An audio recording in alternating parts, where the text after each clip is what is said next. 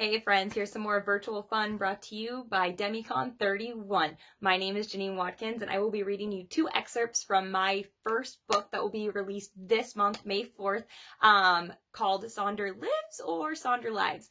Either way, you will be following a young woman named Sonder Light who is on Earth having a human experience. You will be following this Marisian as she's trying to remember who she was before she exploded. So with that, I will be reading the first excerpt and then I will hop into my favorite part in chapter 8. So here goes the first part. It's called Mit. Life is a game. You are about to embark on a mission in many, many words. The mission is simply to live life. Life is simple. There is only one thing you need to know. Life is a game. In this game, you can take any route. Not all lead to victory, but do not be fearful of failing. And do not be fearful of falling into darkness. With every restart, you are granted a pair of fresh eyes, and sometimes old skills acquired from previous games are never really forgotten, as long as the intention is still there of why you are playing.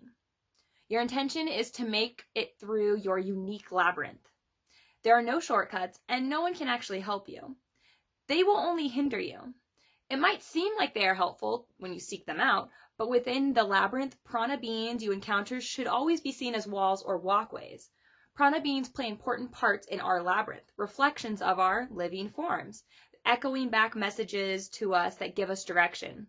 You play the same role in their labyrinths, and we are all playing to complete our own game of life. Have fun with it, even if you can come to find that the choice in direction you have is leading to a dead end or distraction. Never be remorseful or unable to take a new path in the walkway if it is terminated, or it leads you to another wall.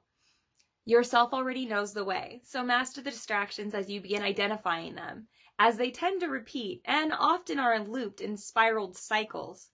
If you desire to get out of your cycle, you will. Most importantly, and be honest with yourself, when beginning a new cycle, how do you most often choose to make moves? There are 4 choices. Strive to ascend, strive to descend, avoid movement, or trust every movement. The first 3 choices are trapped in expectations on where you should and you're supposed to go. But if you trust the process, you will always have a winning end in your game of life. Prana beings often believe everything in life happens to them. A small, more powerful group already knows that everything in life happens through them. This becomes easier to understand when you surround yourself with prana beings who are victors over their labyrinth walls rather than victims. To practice, simply listen to all the different possibilities from all points of view. From there, you will recognize that universal truth is made up from many different Sonder lights, all shining outwards from a topical source. These Sonder lights together can enlighten areas previously filled with darkness and unknown fear. Exploring this darkness will have you with your intention more trusting to the unknown instead of fearing it.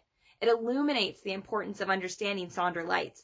Ultimately and intentionally, Sonder light will alter how all life forms play this game. Your intention is known by you the entire way throughout your labyrinth, even if you claim not to know it. Not choosing is also an option, so be mindful of how you choose to make your move. If you often find yourself getting frustrated about continuously being in a complicated and complacent loop, just think about what has you making those moves and continue with your game. Focus and notice if your game has many repeated levels. The more misaligned you are with your intention, the more you will likely repeat recycled areas of your life instead of exploring new ones. And you know what? It's okay. This is your mission, your game. You get to play it the way you desire. It is your life, your lave, and your universe. So again, prepare to embark on a mission in many, many words. This mission is Sonder's. Sonder's light is simple. It is life. Flash. Okay, and so then I'll go into chapter 8 and read a little bit of the excerpt there. So where you're picking up is Cassiopeia is continuing her story in regards to what it was like the moment before she left her village of chivalry. So, flash. That evening, giant beams of light flooded Cassiopeia's flattened world, causing her to stir awake. Frantically, she tellies, I'm here, on this hill, next to the trees, I'm here. After she says this over and over again, to the brink of exhaustion, the hovercraft drops down and rescues her. As she is pulled on board, Cassiopeia collapses while saying, "Oh Allah, thank you. I don't know where to go, and she faints. Cassiopeia wakes up when the moon is high. She overhears, "That's the end of the line. At least we saved one." There's a transmission made. "We rescued one young yin from a remote village. Returning to headquarters now. Clear?" Cassiopeia comes to terms with being the one and only survivor. Not wanting to distract the pilot or co-pilot, she directs her attention outside the window. In solace, Cassiopeia begins to realize how much of her world she had missed while living solely in Chivalry. Geographically, the village of Chivalry was a pond compared to these great lakes that she flies over now. Tragically, 3 of the major cities she hovers over are no more than massive rings of fire. Every valley and open field she passes no longer seems functional. These cities dwarfed her village in comparison, but now they are all similar in their silence. As they approach the highest mountain range in the governing city of Mares, her inner intelligence reminds her of this thought that all Andromedans know. "You might say you want to stay here forever, but it is worth it to let go and explore." She isn't going home, but she knows she is going to be safe. She feels an urge to remember that she was put on that hill to survive. She doesn't know why, but she trusts that she'll discover it soon enough. The hovercraft returns to the landing docks at the Universal Network's headquarters. When Cassiopeia lands, she is brought into the Universal Network's main hall of history to meet Arian. Arian is a peace Martian of Margian's peace department. The moment Arian sees Cassiopeia, he lightens up and declares, "Well, even though it's our first time meeting, I already knew you were coming. It's as if it was expected." It is an odd way to greet someone, causing Cassiopeia to become very defensive. "Sir, I had no intention on leaving Chivalry today. I never even intended on leaving my village ever. This has been quite an experience, and I do not know where I fit in outside of my valley." With a look of clear understanding, he says, "Seems like it is a reasonable and very normal courtesy and curiosity to have, I assure you. Well then, we shall figure this out together. Today we have all experienced great loss. My clan of 6 is now down to 2. My offspring, Omega, and I are coping very differently." Cassiopeia drops her guard. "Oh, I am so sorry. I had no idea, sir. Call me Arian." Arian interjects, "And let's talk about this over dinner. I'm famished. Are you hungry?" Cassiopeia nods meekly, knowing she hasn't eaten at all today. Not wanting to intrude, she asks, "May I prepare it?" Ecstatically, Arian accepts. "Oh, absolutely. With everything that happened today, my staff was dismissed. But between the 2 of us, I think we can find our way around the kitchen, shall we?"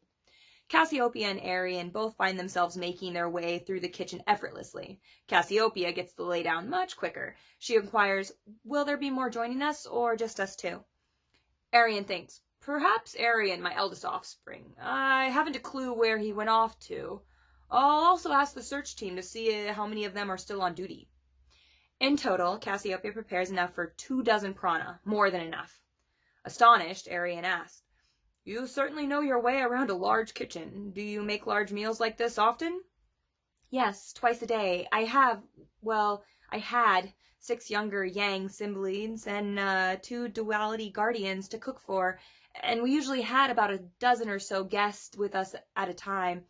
Arian nods. "I see. Did you often have visiting guests outside of your clan?" "Yes, my clan ran the Chivalry Hospitality Center in our village. Oftentimes my siblings would try to help in the kitchen, but I would send them away to go clean the guest rooms. In exchange, I'd cook us all meals and clean up afterward. The 9 of us ran the finest hospitality center. We were world-renowned, known by all other centers. Sure, we had our struggles, but always handled all of our squabbles with levee and kindness. We had a working system, truly a clan-run business." Elated, Arian tries to relate. "Huzzah! I'd never heard of a hospitality center, but that was our vision too. Well, mine. I always wanted a working environment that acted as if our fellow co-workers were our clan. My partner and offspring didn't share the same desires as I. Never wanting to work, but always willing to take all of my rewards.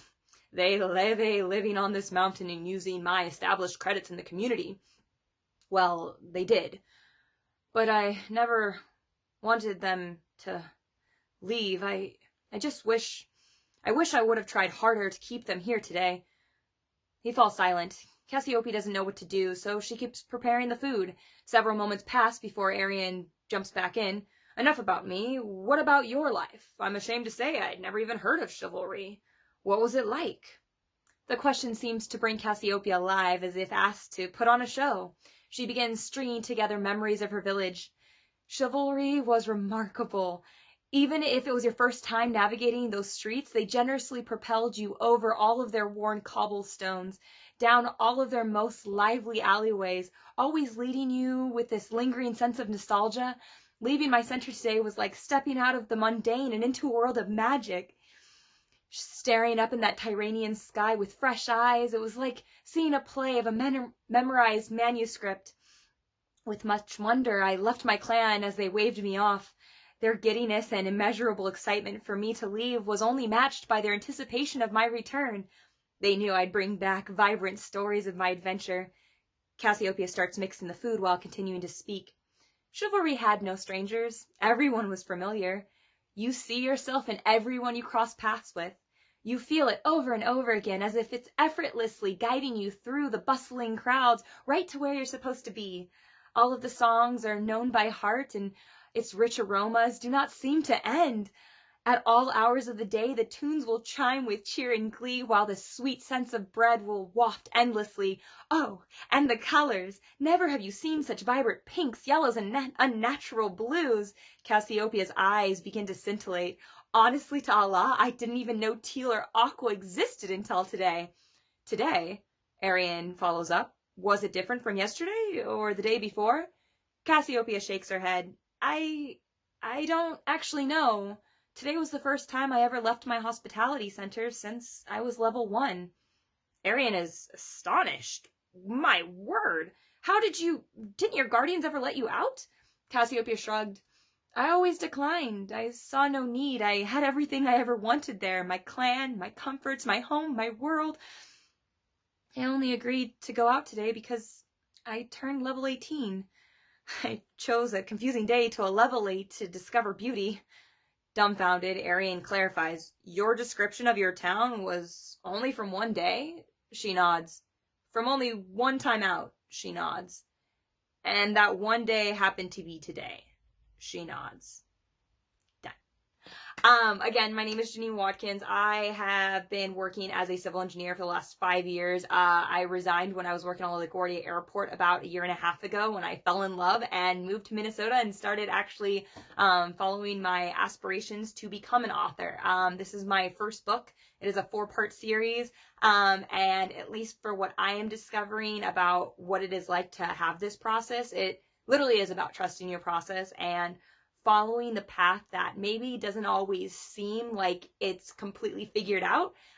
It just feels right every time you take another step in that direction. So again, my book will be released May 4th. It'll be released on Amazon, and it will have at least a few of the excerpts available. You can also follow me on my Sonder Light Lives or Lives YouTube channel, which should have a link connected to this, to see other excerpts. And if you would love to, and I would love it if you would, feel free to contact me. Let me know if you have any curiosities or if you have any type of revelations throughout the readings.